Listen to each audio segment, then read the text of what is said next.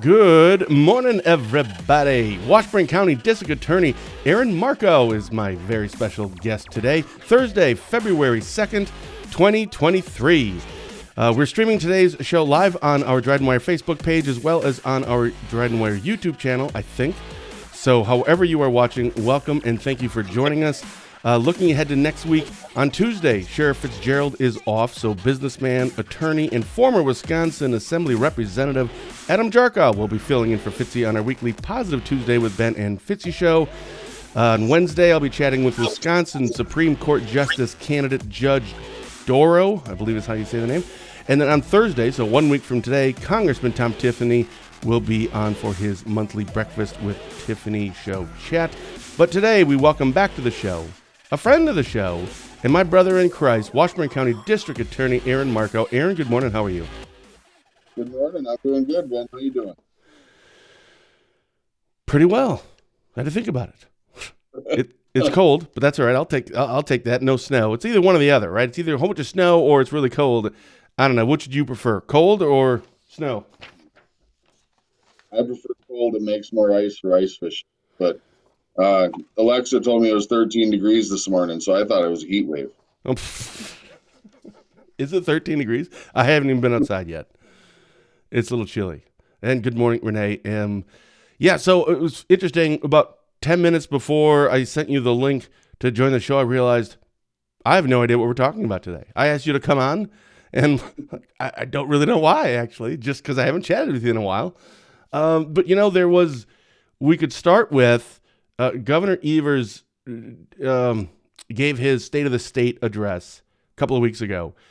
So maybe we should just have you on every year around this time and do kind of a State of the District Attorney's office. I don't know if that's a thing, but we're making it a thing now. So for citizens of Washburn County, you're speaking to them.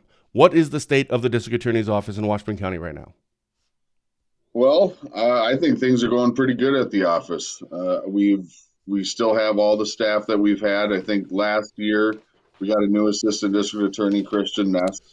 Other than that, the staff is the same. It's been the same for a long time. Everyone works really well together.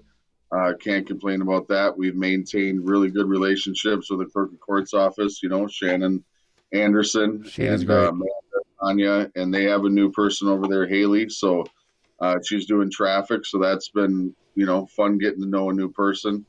Stephanie Villela worked really closely with diversion programming, criminal justice programming. So everything is going pretty good. We're actually starting to undertake a study. What we noticed over the last year or so, 2 years, is that the numbers have been going down. The arrest rate's been going down. The criminal charging filings have been going down. So what we're really hoping to be able to do is to issue a statement, maybe next year at the State of the District Attorney's Office speech. I'll be able to say, hey, the programs that we're using are actually working, and we actually have a community that is safer than it was last year. That's really what we'd like to be able to say, but we haven't gotten all the numbers in. We haven't dug into the numbers, so we don't know exactly what it is. We just know that the numbers are down, and hopefully that's a good thing.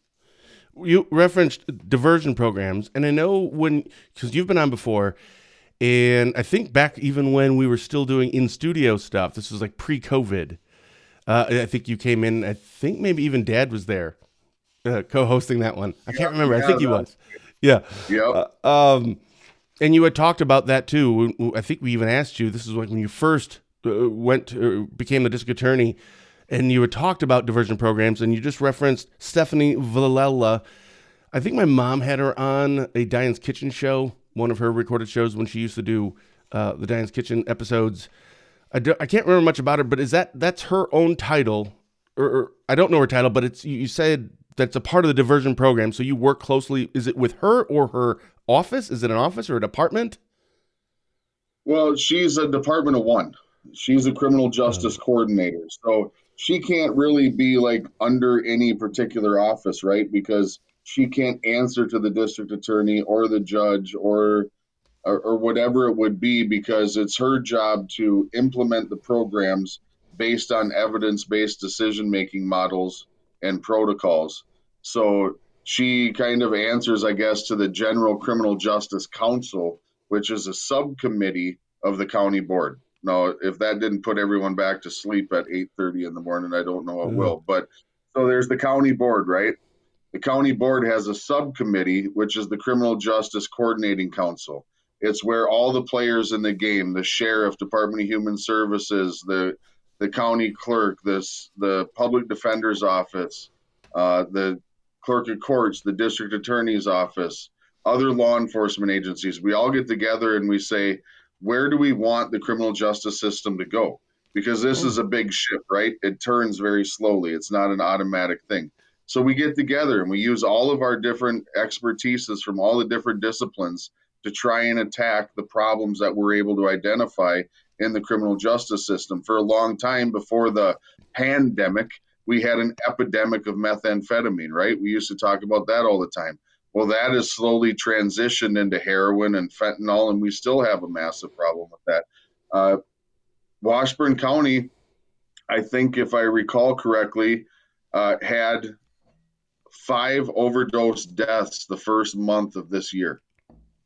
Well, that's a massive statistic for a small county like Washburn, right? So we're looking at that and trying to identify what is happening, what can we do, because that's not just a criminal justice issue. Although possession of those drugs is illegal, distribution of those drugs is illegal, so that involves the criminal justice system. This is a public health issue. This is an addiction issue. This is something that we all need to come together to address. I want to circle back here real quick. You had talked about the case. Did you say cases were down?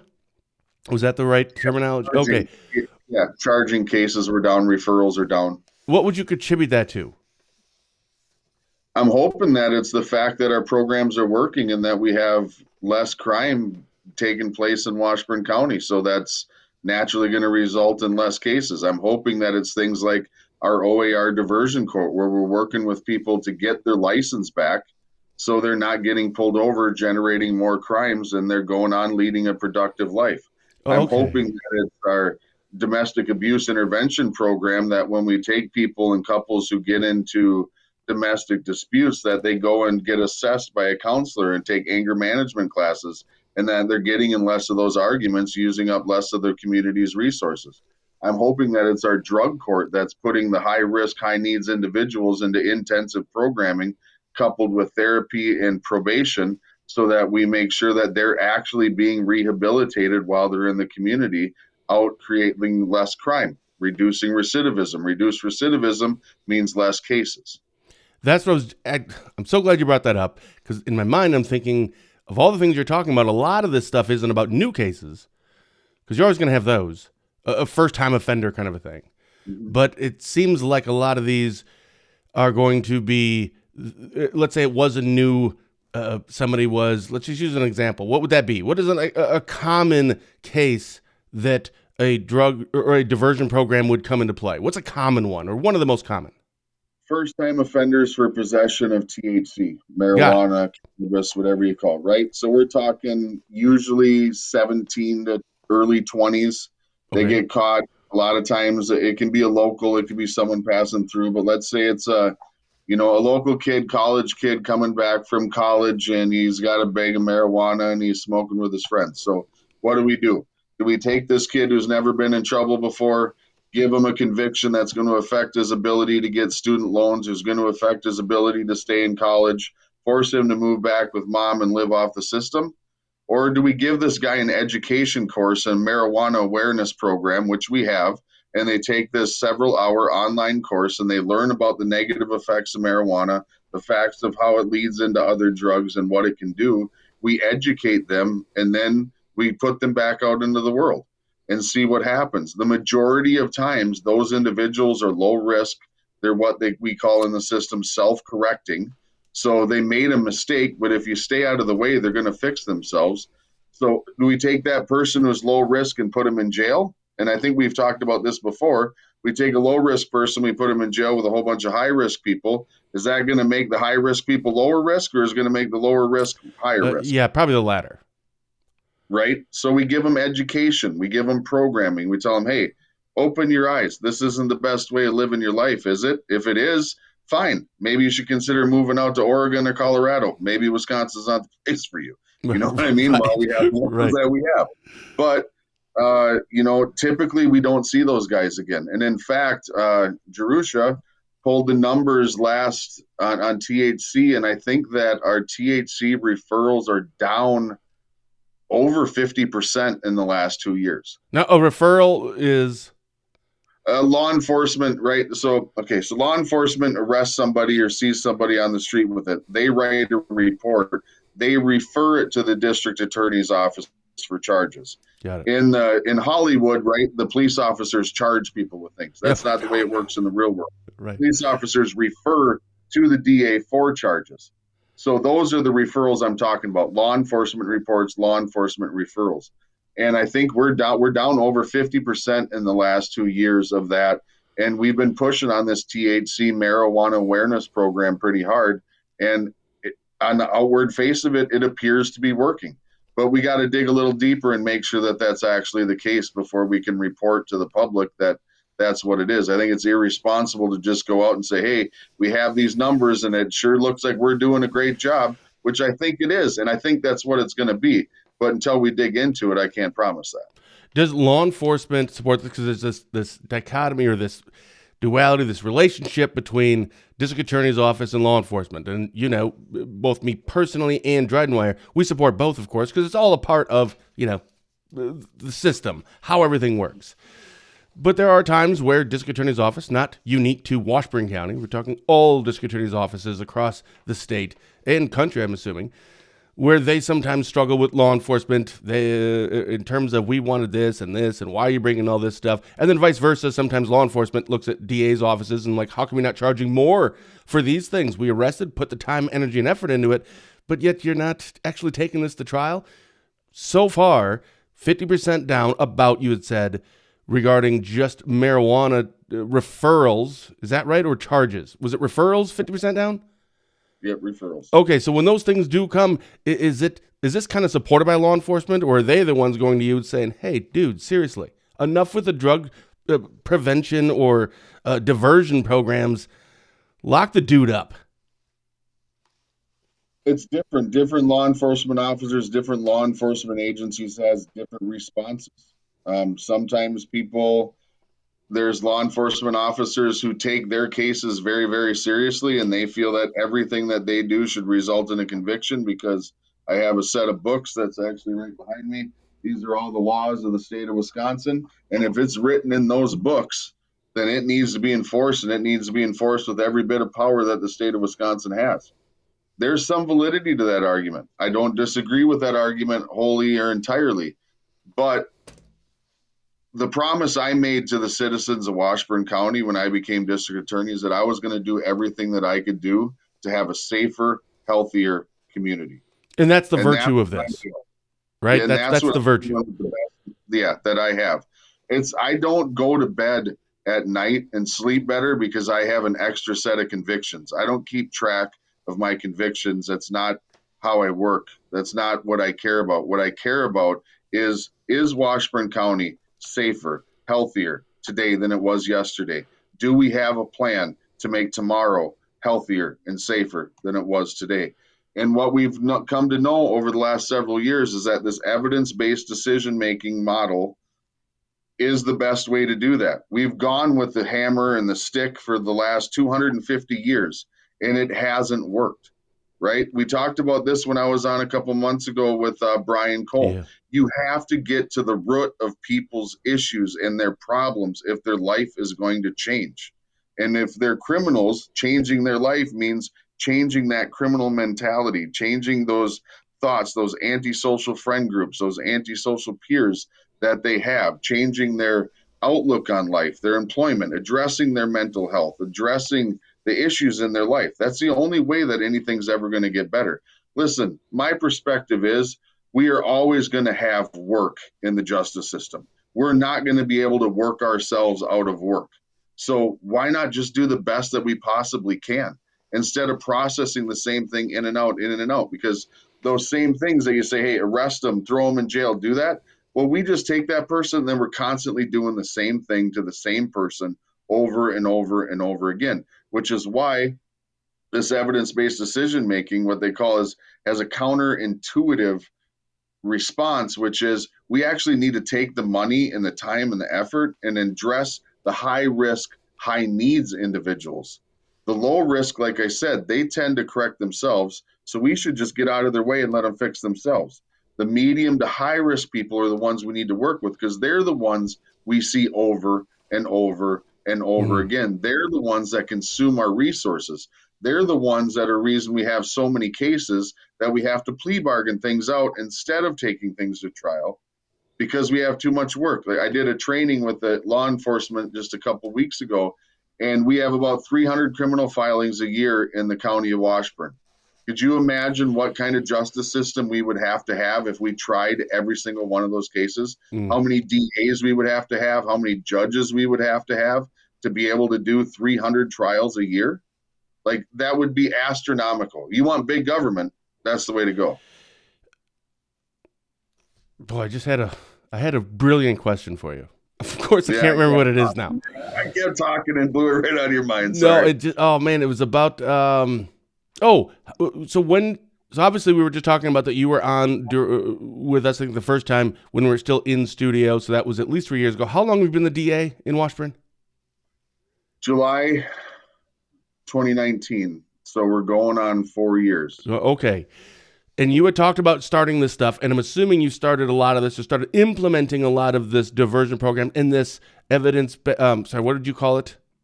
It's evidence-based decision making. Sure. Now, you said that you really need to kind of look at these numbers more and make sure that this is the reason that you're seeing fewer XYZ cases coming in. But is this one of those? It's been 3.5 years now. This is likely to be because of that. Because in the first year, we don't really know, because obviously if you have someone a drug diversion program or any diversion program to try to help them, it's going to be, you can't wait like 6 months and see if it's working. It's got to be several years before you can find out. When do you think you will have okay, this is working moment? Is it about now, 3.5 years into this? Or, man, we won't really know for like a decade? So recidivism is typically defined as not committing another crime or felony within 3 years of your previous offense. Okay. So I think 3 years is the beginning mark of when you can really start to analyze the data and see whether or not you're having a positive. Okay, and that's where you are right now, right? Just over 3 years, and it's okay. Now we can finally start to look at it a little bit, and obviously each year going forward, we'll know a lot more. Exactly. Got it. I want to touch on a couple of things I also wrote down. We had Eric Toney on. He's a district attorney in Fond du Lac County, and he's also the president of District Attorneys Association, I think, if that's a thing. I think it is. Yep, WDAA, Wisconsin District Attorneys Association. I'm actually a member of the legislative committee for that organization. Oh, no kidding. Yep. When did you become a part of that? 2 years ago. Okay, well then you can speak to this very well then. And he was talking about two things, so I wanted to get your opinion and views on that. The first one was prosecutor pay, about it needs to go up. What are your thoughts on that? Well, are you offering me more money? Because that's really hard to say no to. Right. That's what I told Eric too. I think he was on with Fitzy and I. I'm like, okay, so you're advocating for, more money for yourself. Got it. Who wouldn't? Well, actually, in the end, that will be true. But what we're advocating for at this point in time is more money for assistant district attorneys and deputy district attorneys. The district attorney pay, like my pay as a district attorney, Eric's district pay as a district attorney, is set by statute. The legislature sets that, and it can only be amended every 4 years when the elected official runs. Now, there's reasons for that. We're part of the executive branch. My guess is that if the executive branch were to give us a nice, healthy pay raise, we would be more inclined to support that executive to stay in office. So we get a raise potentially every 4 years. Sometimes we don't get a raise, and we go another 4 years at the same rate. Now, that gets kind of painful when you have like what we've had the last couple of years of 20-25% inflation. Well, that really accounts to a 25% pay cut for us. But that's not what we're here to talk about right now. What we're saying is assistant district attorneys and deputy district attorneys, we have so many positions that are open right now. There's a study that came out that said public defenders are 20% down on their staffing as well. And it's for the same reason. $26 an hour is what an attorney is getting paid to start to work for the state of Wisconsin. Now, $26 an hour seems like a pretty good job, but that also comes with an average of $200,000 in student loan debt to get the degree that is required in order to have that job. Now, let's do the math. It doesn't take very long before you start to not be able to live a pretty good life. Yeah, the year salary, just based on 40 hours a week, that would come to $54,000 a year. And, I think at one point, $50,000 a year was kind of always if I made 50 grand a year, I'd be doing okay. I think those days are long gone now.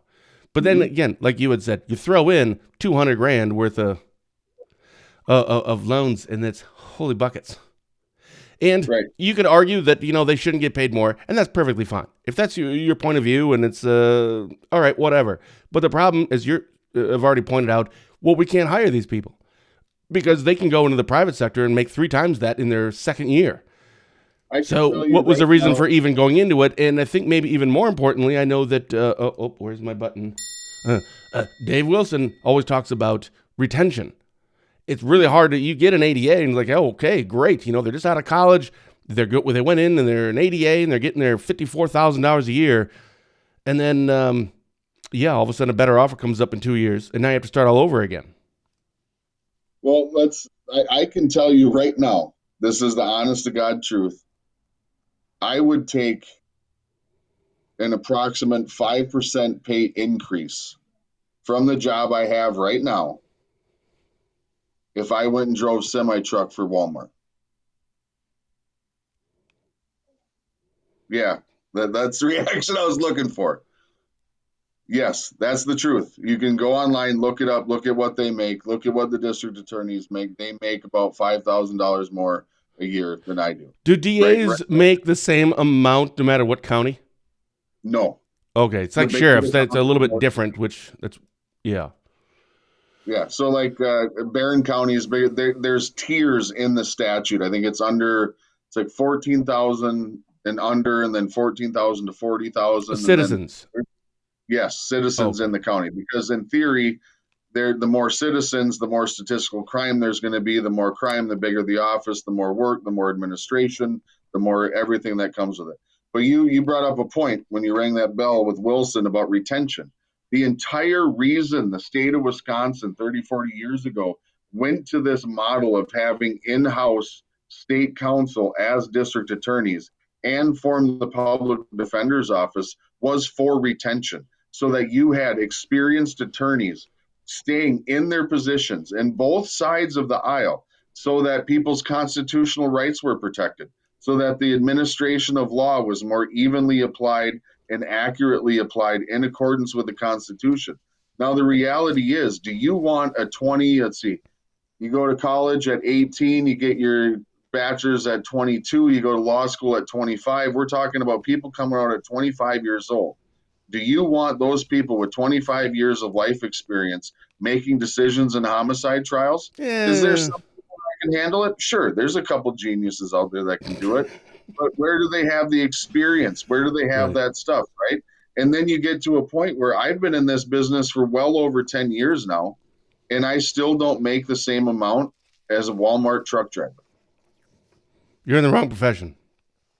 It sure feels that way sometimes. Right. Why the Dodge County District Attorney's Office has no attorneys in it right now. I saw that. What? They have a 4-branch judicial system, 4 courts, no district attorneys. One is on maternity leave, but do you think that she's going to come back, or she's going to take a job offer in a neighboring county for more money and less work when you come into that mess?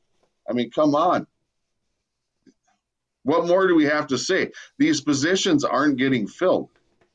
They're vacant across the state, both sides of the aisle. There's a problem. The Supreme Court said under $100 an hour is unreasonable pay. And the public defender's office came back and said, okay, then we'll raise our rates from $40 an hour to $70 an hour. Didn't we say anything under 100 is unreasonable? Yeah, well, 70 is what we're going to do. Well, now they've got a 20% shortage in staff attorneys.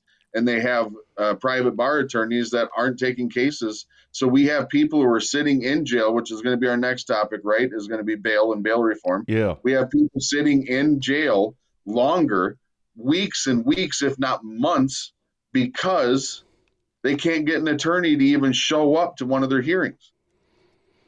Yeah, something fundamentally wrong with that. Why is Washburn County, before we get to the cash bail thing here, why is Washburn County seems to be, you had said at the very beginning, state of the district attorney's office, staffing-wise, we're doing fine. We have a full-time DA, we have a full-time ADA, and you have, what 3, is it 3.5? 3 full-time Yes. and a part-time in terms of support staff? So Correct. you're full. It's going, what's that?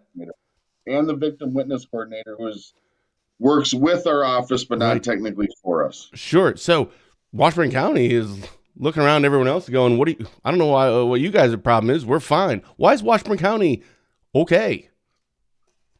Well, I can say for the last 3.5 years that I've been here is Washburn County is willing to recognize the merit of their employees, and the employees in this office are phenomenal. I've been in public defender's office covering 3 different counties. I've been an assistant district attorney, and when I came here, one of the greatest blessings truly was my staff, the staff of the clerk of court's office, everybody that works on this second floor. They're like a family. They care. They work together. It's not backstabbing and drama and all that other stuff. So no fun is basically what I'm hearing. It's no fun. Well, it's not a soap opera anyways, and that I appreciate. We all have our moments for sure, but it's just good, and the county is a good place to work for. And I like to think that I've brought a good working environment for the people that are here as well. I understand that they have life. I understand that they have needs, and that the district attorney's office and our job, right? Like, we work to live. We don't live to work, right? The job that we have isn't the be all end all. I've got 6 children at home. That's my life. Yeah. That's what I care about.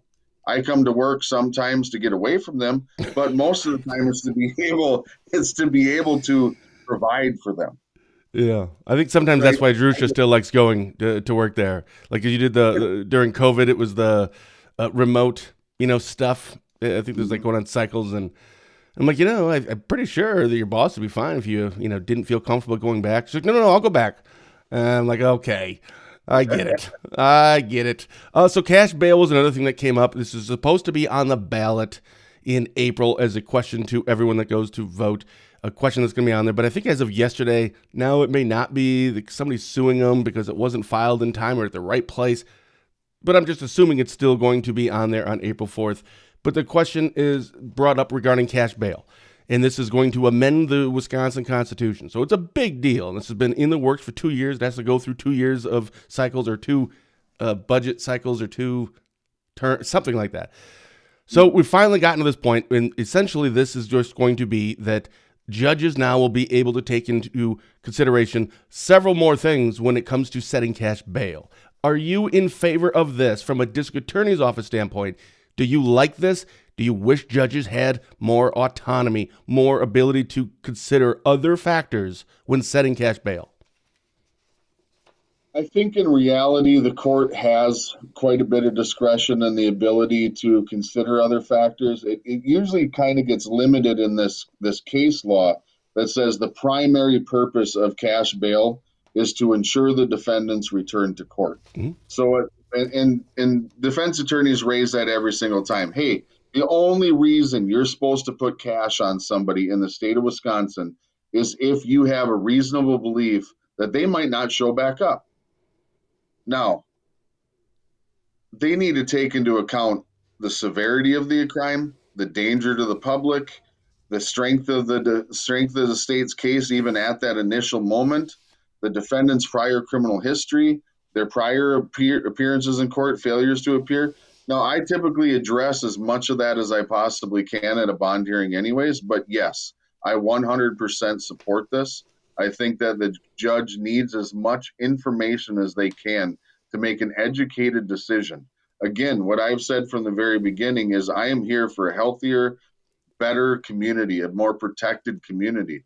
And the fact is there are just times when we need to protect our community from an individual, and it needs to be done when when that iron is hot, right? When that thing is red hot, when it right happens. Statistically, you look at murderers, they have the lowest recidivism rate of any other criminal.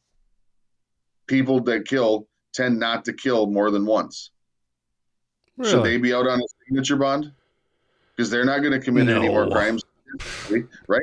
No, you wouldn't think about doing that because the crime is so grave. What was done was so important. The danger to the community is so high, even though technically they're probably not going to commit another crime, that you say, no, cash bail.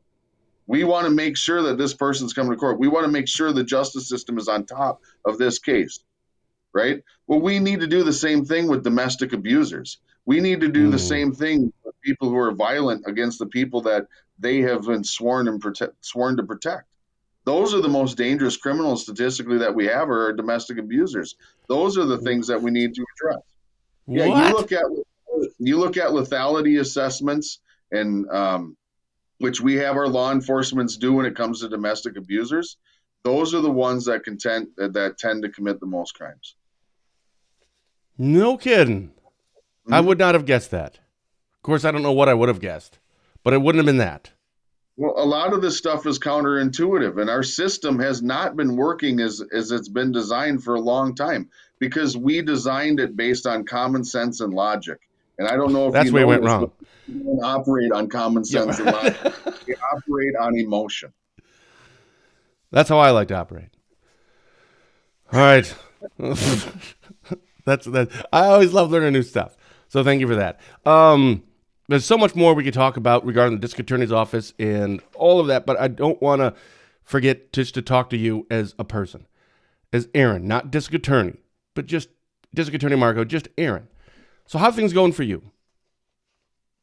Right now we're finishing up the Shell Lake basketball season. As you know, I coach sports Yeah. as much as I can for the kids. I Yeah. coach middle school football. This year I coach middle school basketball, and then they asked me to take on the C squad, which is the third high school team, like freshman team. So I went in after seventh grade basketball. I went in and started coaching ninth grade basketball. We're about to finish that up. I love working with the kids. There's a great group of freshmen this year, and my son is one of them. So it's a pleasure to coach him and his friends. So I'm super excited about that. Uh, the children are doing well. They're doing well in school. I think they're doing well together. Um, I did have one incident though where my 3-year-old got mad at my 5-year-old because he wasn't letting him pick, and he threw a golf ball through my brand new television. Um, Oh, that was a bit frustrating. frustrating.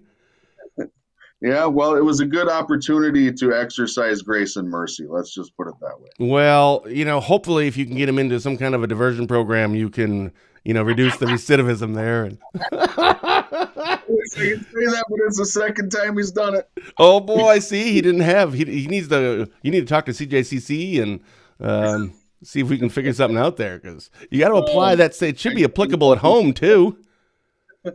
that's great. I never thought about that. I guess we're gonna have to do that. Liz and I will have to sit down and come up with some diversion Yeah, programs. yeah. What do you have coming up Um, this weekend? oh, thanks for asking, man.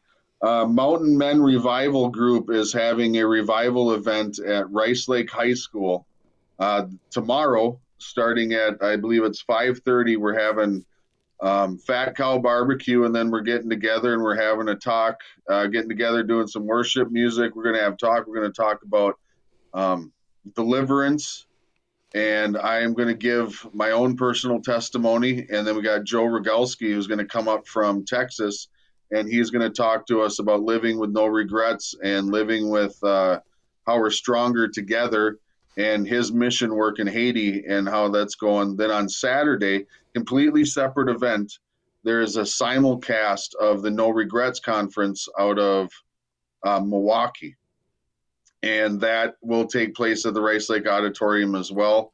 Um, I hope a lot of people can come there. It's going to be an opportunity. It's a men's event, so it's an opportunity for men to get together and proclaim and stand in our faith and try and grow as individuals. We want to work to deliver ourselves from the bonds that we have either inherited from our ancestors or put upon ourselves, however it may be, and break those so that we can live free in Christ and live the life that He intended for us. Amen. And I think I put up a post about that. I think it was like a week or two ago, but I will put that back up after the show, so it'll be on our homepage at DrydenWire.com for people who are interested in going there or learning more about it. I think you have to reserve a seat or something, I think. There is a reservation process so that you can go on and you can reserve seats.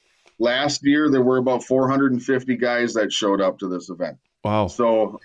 But don't be discouraged by that. If you come in, we got room. We're going to make room for you, man. This is about growing the church and growing the body of Christ and the bride of Christ. And we ain't turning nobody away, man. We ain't turning nobody away. Who are the Mountain Men? Or what is the Mountain Men? All right. So at church about several years ago, we held an event called The Mountain and invited all the men to come. And it was just so men could get together and have an opportunity to be with other men and just talk about what it's like to be a man. Now, I know. Don't do it. Don't go there.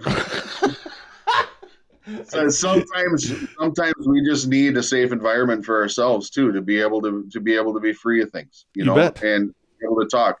And it's not because we want to rip on people, man. We need to talk to each other about being better men, about being better fathers, about being better husbands, about being what that means and what that looks like.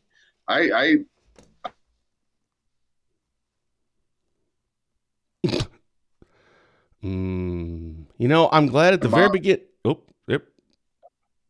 Is it coming back yet? I'm frozen. Looks like I'm about to sneeze there. It does. I'm taking a screenshot. Hold on. Yeah, sign out, and then just click the button to sign back in. But hold on, let me get a photo first. Got it. Love it. Hold on. I got to make sure I accept. There we go. Hey, we're back. There? Yeah. Okay, I was just saying that I myself, my dad was my mom's second husband, and I love him to death. I named my oldest son after him, right? My name is David Charles Marcoux II. And he was a huge influence in my life. I'm not trying to discredit that, but a lot of us, including myself, grew up in our early lives not having a male influence that showed us what being a real Christian man is. And sometimes we need to learn those lessons later in life, and we need to get together with other Christian men to be able to learn that, so we can be better fathers, we can be better husbands, we can be better men. And that's what this is about. That's what that event was about. From that formed small groups where men said, hey, we need to do more of this. So smaller groups started getting together on a regular basis, and they put this together last year and did the same event where 450 people showed up, different people talking, different testimonies.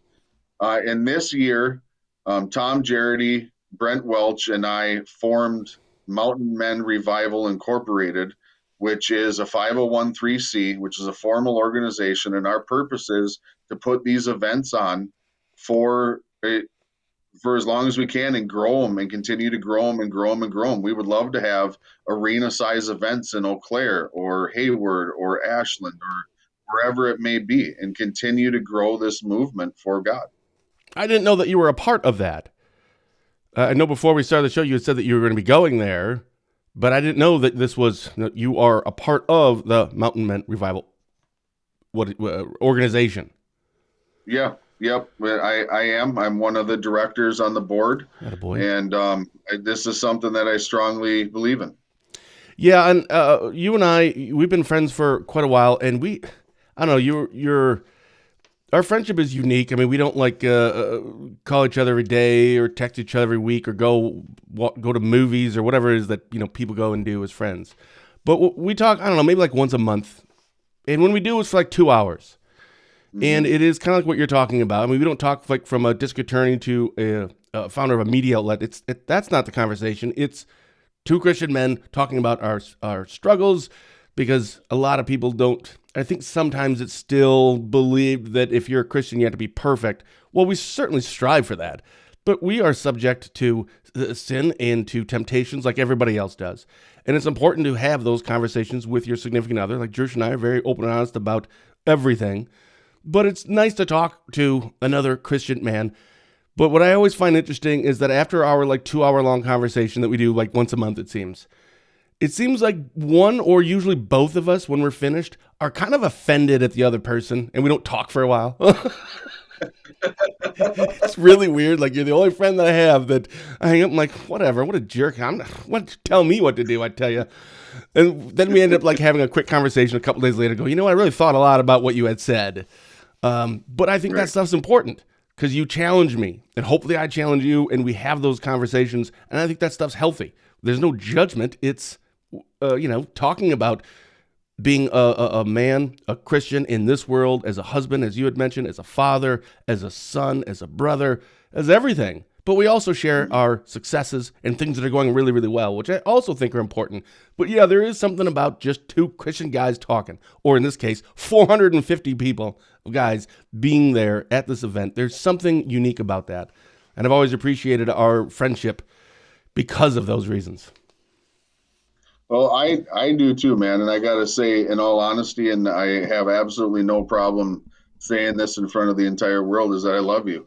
And I love you too. I really appreciate the time that you have invested in me and my family and talking us through some of the hard times and sharing some of the good times. Like you said, we don't get a chance to really get out and spend a lot of time together because of our calendars and our schedules and stuff like that. But we can still make time for each other. And to be honest, the Bible says iron sharpens iron, and you're a piece of iron in my life. And you're one of the few people I let speak into my life.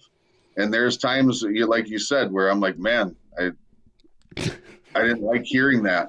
But you know what? It's truth. And sometimes truth hurts, but the truth is the truth. And that's all we can ever strive to really acquire is the truth. And I'm happy and I'm glad and I'm proud to say that I have someone in my life like you that can say those hard things, can call me out when I'm riding an artificial mountaintop, and you can say, hey man, I need to pop your balloon because you need to come back down here. We need friends in our lives that can do that. Yeah. And again, the feeling is mutual. It's interesting. I'll leave it at interesting, but yeah, there have been many times I have hung up the phone and just been, what a jerk. I'm never talking to that dude again. Telling me what's what. I'll tell him what's what. That's how this works. But no, I am knowing you and our friendship. You make me a better husband, a better man, and a better Christian. So no kidding. I love you too. Thank you. All right. So is there anything that we didn't get a chance to talk about now that everyone just got to hear a bunch of mushy stuff about our friendship, which probably didn't necessarily need to get into? Is there anything that you want to talk about that we didn't get a chance to? There's I got another kind of speaking engagement coming up in March at the House of Hope banquet in Hayward. Oh. It's a benefit for a fundraiser for House of Hope. That's going to be fun. I've been told I'm going to be getting a call to speak with the jail chaplains, and help work with them to get some more ministry inside the jails and work with that kind of stuff. So God's starting to open up some doors for me in some ways that I didn't expect. So I think there might be a new season coming around the corner, and I'm just excited for that. And yeah, so the good news, this is, some doors are opening and some opportunities. The bad news, it's like, okay. I mean, one, that's a lot of time, energy, and effort, but also, I don't know, maybe I'm just always pessimistic or worried, but things are going well, and all of a sudden this is coming. It's, oh boy, like, two steps forward, one step back, that I feel like something bad's going to happen now. Well, I agree with you. Honestly, you put yourself out there and you do it in the name of God, and you put a bullseye on your back from the devil. He's not going to. Oh, I know. It doesn't go unnoticed. It doesn't go unnoticed. So yeah, something's going to happen. There's going to be some sort of attack. But the devil's sneaky, man. When he can't attack you directly, he'll attack the ones around you and try and distract you and pull you away from it. And that's no joke. The Bible is very clear that we're not fighting against flesh and blood. It's against principalities, right? Like. Yep. So that's what we're dealing with, and it's and it is what it is, and you deal with it, man. You fight through it. Like, there's a country song, like, just keep your head down, and you might keep going, and the devil might not know you're there. Good luck, but just keep going, man. Just keep swimming. Just keep swimming, as Dory would say. Yeah, that is a real thing. It's the more you start. If you are a person of faith and the more you stand up for that stuff, It does. It's a wonderful feeling, by the way, standing up for, right is right, wrong is wrong, and my faith and what I believe. And if you believe in something else, that's your business, I guess. But I'm talking strictly about faith in God. Then yeah, Satan loves it when you just you go under the radar. You go ahead and just believe in God if you want to, and do your thing. But boy, as soon as you start going out there and letting people know and starting witnessing, now all of a sudden you have Satan's attention, and sometimes that doesn't go very well. I don't know if I'd always want to be on Satan's radar, but at the same time, it's kind of an honor. If he's attacking me in my life, then I must be doing something right. Right, exactly. And I wasn't always this way. I was a philosophy major in college. I did not grow up in the church. I did not have belief. It wasn't really until 8 years ago that I started. I mean, I in fifth grade, I remember taking the Bible that my dad had bought me and starting on page 1 and taking notes and writing it down. I was that kind of nerd when I was in school. And I started with the Bible, and I let it all go, and I never got to it. We never went to church. There wasn't any spirituality in my home, and I had a very different walk. And it was about 8 years ago that stuff started to change. And about 5 years ago is when I had my personal encounter with Christ, and my life changed. And now I move forward. Now the purpose of my job is to work through the ideals of Christ and to make a better community and a better society, and to do the things that he wants and he desires. I feel blessed as the Washburn County District Attorney to do my job, because I feel like I'm doing it to advance the kingdom of God and make a better place for everyone. That's why I stay here. That's why I don't go drive truck for Walmart, because I have a feeling that I can do a better job of doing that here than I can behind the steering wheel of a big rig. Yeah, it's the prayer that I pray every morning. Lord, help me glorify you today, right? Work in my life in order to glorify you. And not saying that you couldn't glorify God as a truck driver. I'm sure there's opportunities there, but probably not nearly as many. Just right, that I'm aware of. I don't know. Maybe I'm wrong, and next year I'll be driving truck. But if that's God's will, I'll join you. We keep talking about Christ on shows, then we'll get canceled, and then I'll be out of a job. So yeah, we could both. I'll be your shotgun. I saw you got 5 million hits. 5 million page views last year. Yeah.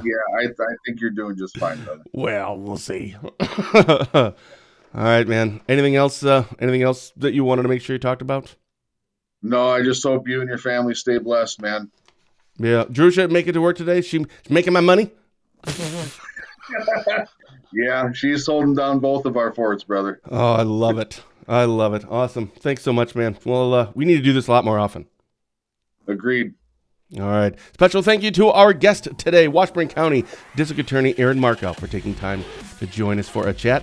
I'll see you right back here on Tuesday when Adam Jarko will be filling in for Fitzy on our weekly Positive Tuesday with Ben and Fitzy show, followed by Wisconsin Supreme Court Justice candidate Judge Doro on Wednesday. And on Thursday, Congressman Tom Tiffany will be back for his monthly Breakfast with Tiffany show. So until then, for DrydenWire.com, I'm Ben Dryden saying thank you for watching and have a blessed day.